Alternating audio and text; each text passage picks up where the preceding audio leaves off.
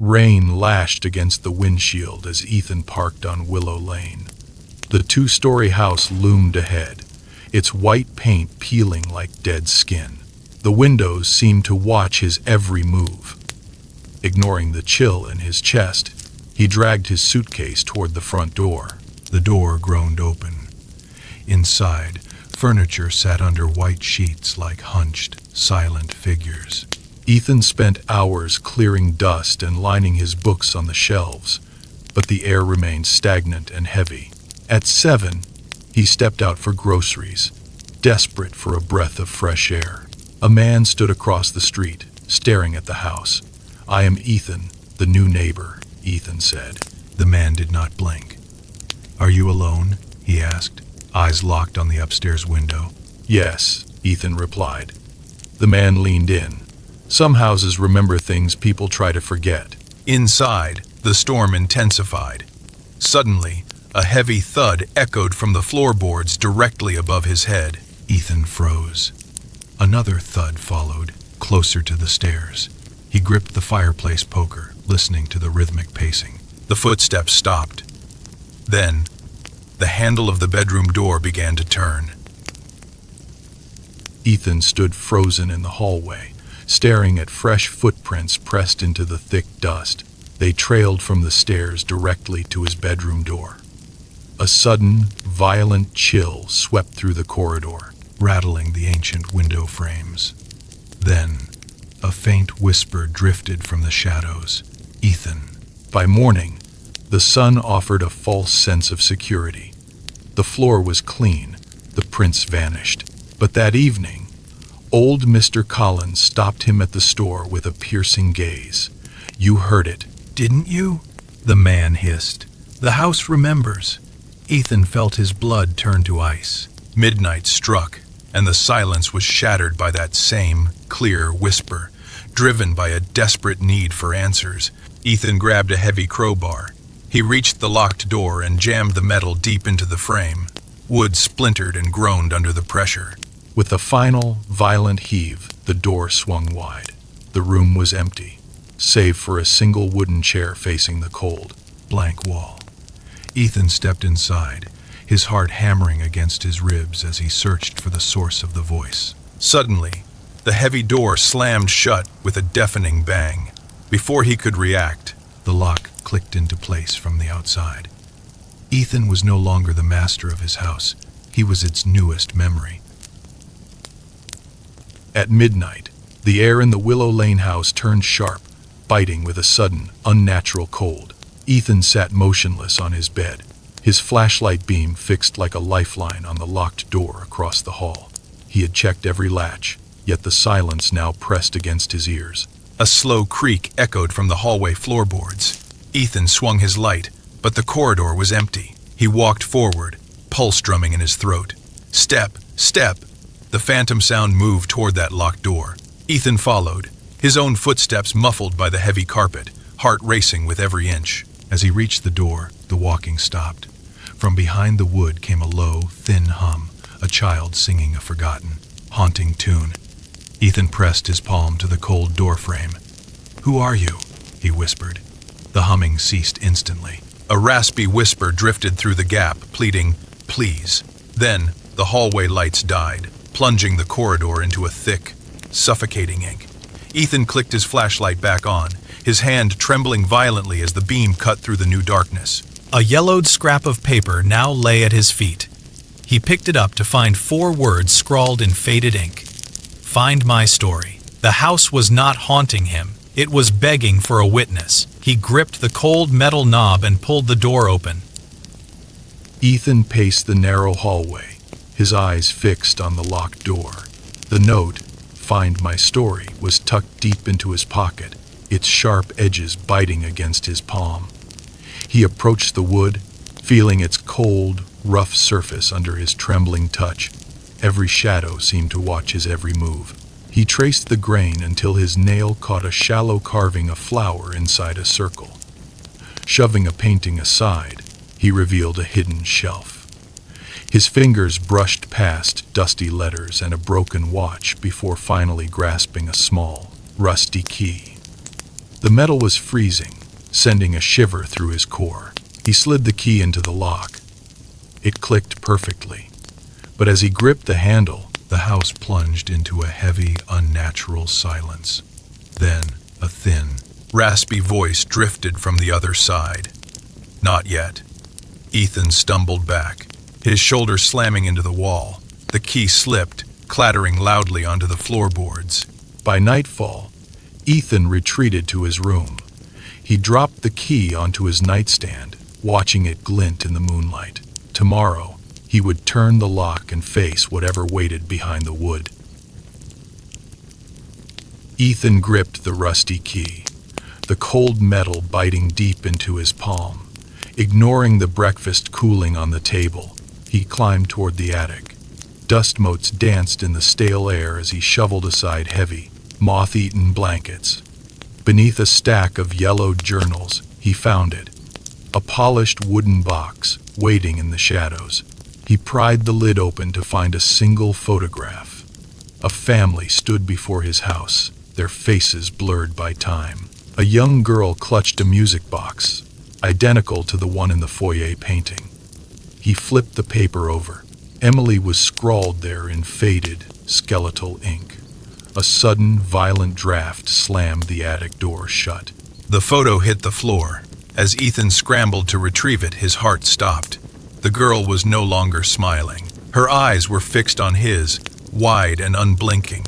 He backed away, hitting a support beam. Suddenly, a melody began to drift up the stairwell.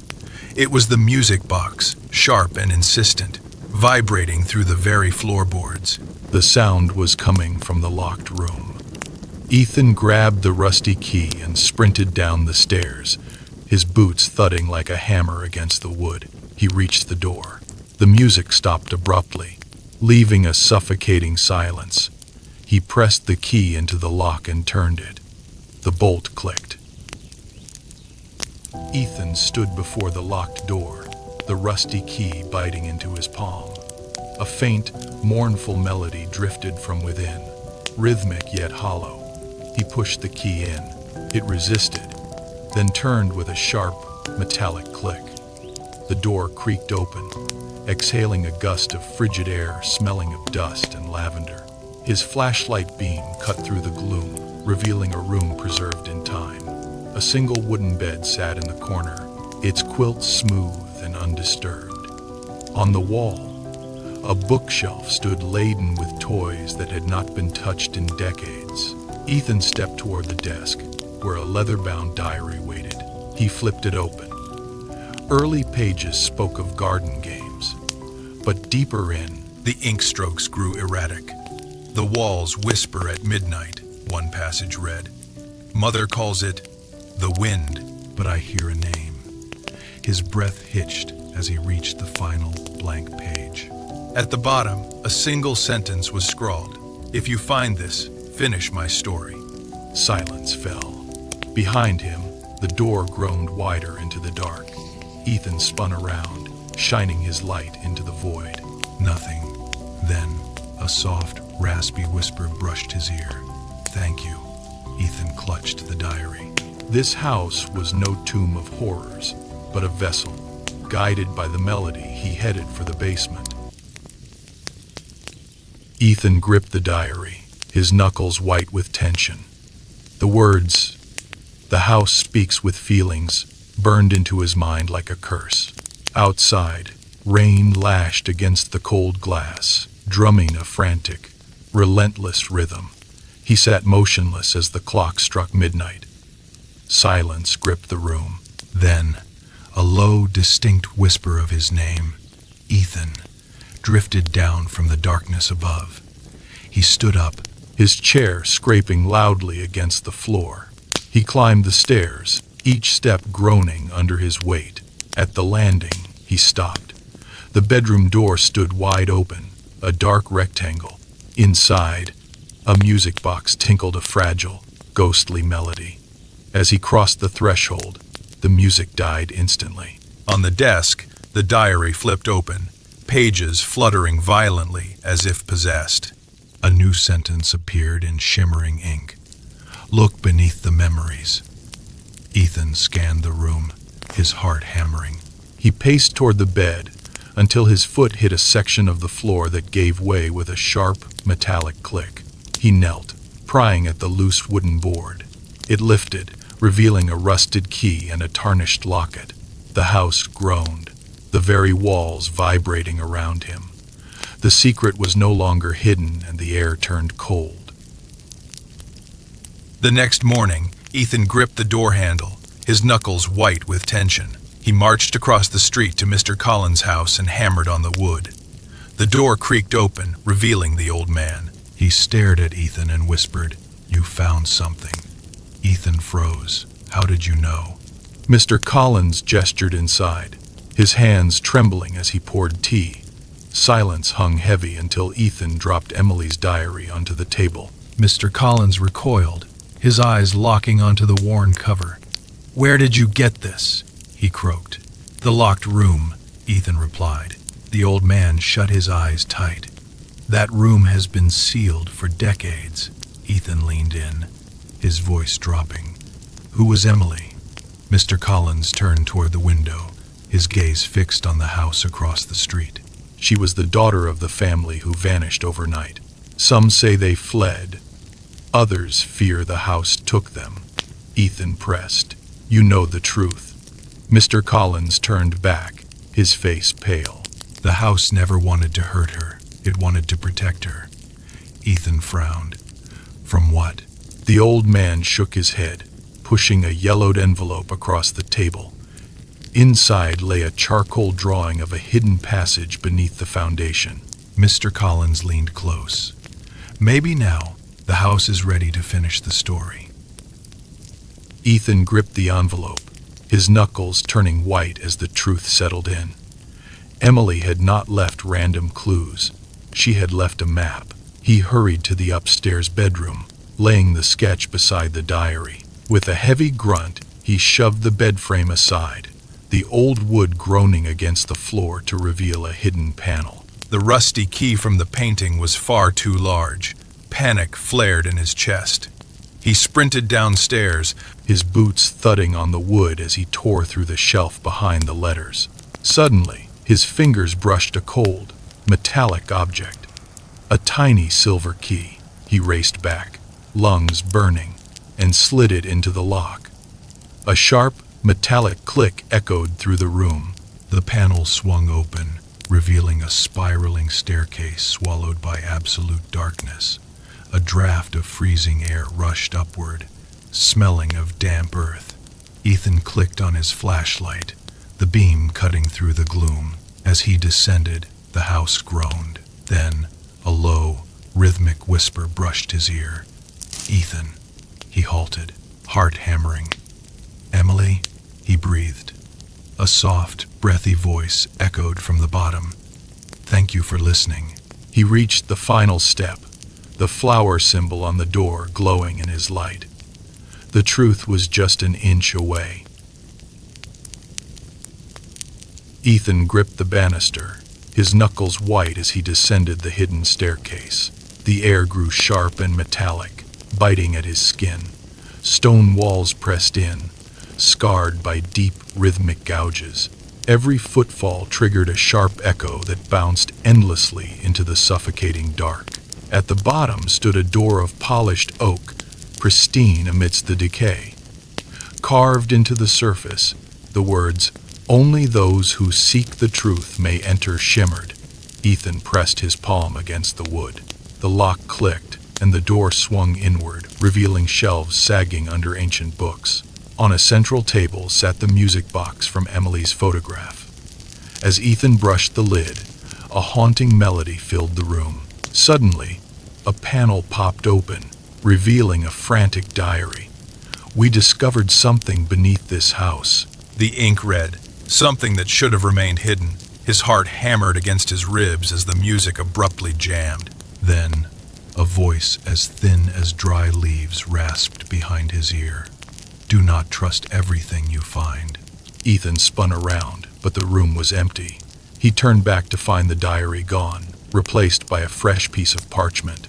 Wet ink glistened in the dim light, spelling out one final warning. The truth is closer than you think. Ethan stood frozen in the dim, cramped room, his eyes fixed on the cryptic message. The truth is closer than you think. Shadows danced across the walls as he turned toward the desk. There sat the wooden music box, its surface carved with delicate, faded flowers from a forgotten time. He lifted the lid, and a familiar melody drifted into the air. But something was different. The sound began to vibrate through the floorboards and the very walls around him. The entire house resonated with the tune, as if the wood itself were singing. Ethan flipped the box over, searching for a secret. A concealed button clicked, and a hidden drawer slid open. He unfolded the note inside. My favorite song was the one my mother played when I was scared. She told me that even the darkest nights eventually end. On the back, in shaky ink, it read, "Follow the melody. It will show you what happened." Suddenly, the music died. A heavy, rhythmic thud echoed from the floor above. Footsteps. Someone was walking slowly toward the basement door. A voice whispered, "Ethan," heavy with an unbearable grief. Ethan set the music box down firmly. The fear vanished, replaced by a cold clarity. He realized now that this house was not a trap, but a map laid out for him. He turned toward the stairs, ready to follow the sound into the truth. Ethan stepped into the upstairs room, the music box feeling like a block of ice against his palms. He placed it gently beside Emily's worn diary. As the silver chimes began to play, the melody seemed to dance in sync with the handwritten ink. His eyes snagged on a carved flower symbol in the binding, a perfect match to the markings on the walls. He pressed his thumb down. A hidden compartment clicked open, revealing a fragile piece of parchment. Emily's shaky script filled the page. "My family thinks this house is dangerous," she wrote, "but it is trying to protect us." Ethan scanned the frantic lines. The hauntings weren't ghosts, but echoes from ruins buried deep beneath the floorboards. The house was a vessel, holding every joy and secret of those who lived here. But then the tone turned cold. Father found the answer, but he became afraid. Some truths are too painful to reveal. The entry ended in a jagged line. Ethan turned the leaf, his heart hammering. "We did not leave. We were waiting for someone to understand." Suddenly, the door slammed shut. The music box accelerated into a haunting minor key. A raspy whisper brushed his ear. Almost there. The floorboards creaked in a rhythmic pulse, beckoning him toward the basement's waiting dark. The next evening, Ethan descended into the hidden room. He gripped the journals and the brittle map tightly. With a grunt of effort, he shoved the heavy shelves aside, revealing a jagged opening in the stone. Beyond lay a narrow, ancient tunnel. He clicked his flashlight on, the beam cutting through damp, stale air. He stepped inside. The silence was absolute. No rain, no wind, not even the creak of floorboards from above reached this depth. He moved deeper into the earth, his boots crunching on ancient dust. The walls were plastered with faded murals, their colors ghost-like in the flickering light of his torch. He stopped, tracing his finger over a sketch of a family. Then he froze. A figure stood beside Emily in the drawing. It was him. The charcoal lines were centuries old. "How is this possible?" Ethan gasped. A voice brushed past his ear, whispering, "Some stories wait for the right person." He spun around, but the tunnel was empty. Panic surged as he sprinted toward a flickering light. He pushed through a heavy wooden door into a hidden chamber. There, on a central pedestal, lay the final piece of the Willow Lane puzzle. Ethan pushed open the rusted metal grate, stepping into a hidden chamber where the air turned suddenly still and cool. His flashlight beam swept across the stone walls, revealing dozens of framed photographs. Families, children, and couples stared back from the past. In the center of the room sat a heavy oak chest. He pried it open, finding thousands of handwritten letters packed tightly inside. His hands trembled as he pulled a yellowed envelope from the very bottom. The brittle paper revealed a shocking truth. The house was a vessel for the history of every soul that had ever walked its halls. The whispers weren't threats, but echoes pleading to be remembered. Ethan found a letter signed by Emily's father and read it aloud. "I hid the truth to protect her. People feared what they did not understand. Emily had a gift, a deep connection to the house." Suddenly, slow, Rhythmic footsteps echoed. A translucent figure appeared. It was Emily, standing calm in the dim light. Ethan held the letter toward her. "You wanted someone to know your story," he whispered. Emily tilted her head and gave a single, slow nod. Her figure dissolved into a faint mist, leaving only a single sentence etched into the dust on the floor. "Thank you." The silence of the house finally felt like peace. Ethan stood in the center of the dusty attic, his fingers trembling as he held Emily's yellowed diary. For years, Willow Lane whispered that this house was cursed. People locked their doors and walked past in silence, fearing the shadows that lived within these ancient, weathered walls. But as he turned the pages, he finally understood. The house was not a trap, it was a vessel. It held the echoes of every life lived here, the laughter, the tears, and the moments of joy. Emily and her family were not ghosts. They were the very foundation. Ethan walked to the small table and set the diary next to the music box. He spoke softly to the empty air. "I promise your story will not be forgotten." Suddenly, the floorboards stopped creaking. The walls ceased their rhythmic thrumming. The house went still, and a profound silence filled the halls. The next morning, sunlight poured through the glass. Ethan unlatched every window, letting a warm breeze sweep through. On the final page of the diary, he found a single sentence: "One day, someone who understands will come." Below it was a sketch of a man. Ethan looked at his reflection. He was exactly where he was meant to be. Ethan cleared the thick dust from the mahogany desk, carefully stacking Emily's diary, her father's yellowed letters, and those faded photographs into his satchel. These were not mere props for ghost stories, but heavy evidence of a life once lived. He turned toward the exit, his work finally finished, ready to leave the shadows behind. A small envelope caught his eye, sealed with his name in familiar ink. He tore it open to find a brief note: "Thank you for listening when others were afraid." Ethan tucked the paper away as the heavy air lifted. That night, rain lashed the windows. The rhythm that once haunted him now felt like a steady, Peaceful pulse. He lay there, drifting, until a melodic chime cut through the dark. The hallway door, bolted for decades, stood slightly ajar. A pale, golden light spilled across the floorboards. Inside, the music box sat on a vanity, its rusted gears turning slowly. The melody played, thin and clear, filling the room with a ghostly grace. Ethan watched the mechanism spin until the final note hung in the air and faded into nothing. The light extinguished. He bowed his head and whispered, "Goodbye, Emily." The house settled into a quiet, its long vigil finally over. Ethan gripped the steering wheel, his knuckles white as he stared at the front door of Willow Lane. The final whisper from the night before still echoed in his mind, but as he stepped into the hallway, the air was strangely still. No icy drafts brushed past his neck. No disembodied voices pulled him toward the shadows. The house, once a labyrinth of dread, stood perfectly silent as he climbed the stairs. He reached Emily's room and pushed the door open.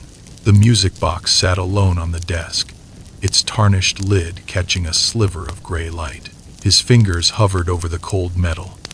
He could take it, lock it away, and leave the haunting behind. instead, he pulled his hand back, leaving the box exactly where he found it. "Your story is safe here," he murmured. In the reflection of the window, a faint smile appeared, fleeting and soft, before fading into the rain. Ethan clicked the latch shut with a heavy final sound. He descended the stairs and stepped into the biting morning air. He did not look back until he reached his car. As he drove, the house shrank in his rearview mirror, no longer a cage of secrets, but a tomb finally laid to rest. He pressed the gas, leaving the memories to guard themselves in the quiet. Ethan stood at the edge of the Willow Lane property. The overgrown weeds were gone, Replaced by trimmed grass and blooming flowers. He walked to the front door, his hand hovering over the wood. It felt warm now, not cold like the nightmares of his childhood. He pushed, and the door swung open smoothly, silent and light. Inside, the dust had vanished. Sunlight poured through the newly repaired windows, illuminating the hallway where he once ran in terror. The house felt stripped of its heavy, dark history. Mr. Collins stepped onto the porch behind him, clutching a rusted watering can. "You came back," the old man said, his voice steady. Ethan turned, gesturing to the gleaming windows. "I needed to see it." The old man looked up. Strange thing. The whispers stopped the day you left. Ethan looked at the upstairs window, where a shadow once loomed. Only a soft, golden light hit the floorboards. There was no draft, no creaking, no heavy feeling left in the air. Ethan tucked his notebook deep into his pocket. He did not need to write anymore. The house stood still, no longer holding its secrets. He walked back to the gate, not looking behind. In that silence, he finally found his own peace.